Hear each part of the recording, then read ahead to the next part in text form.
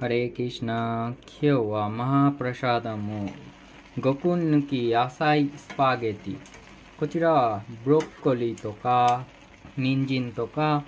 小松菜、キャベツとか、あと、ピーマンとか、もやしなど、手作りのスパイシーと、こちらはピンクソルトと、こちら油が、オリーブオイルが入っています。で、ミックスをします。こちらはビーガンマハプラシャーダムですね。マハプラシャーダムは神様に捧げることで、これはマハプラシャーダムと言いますね。ハレークリシナ、ハレークリシナ、クリシナ、クリシナ、ハレハレ、ハレラーム、ハレラーム、ラームラーム、ハレハレ。ハレークリシナ、ハリボール、ラデークリシナ。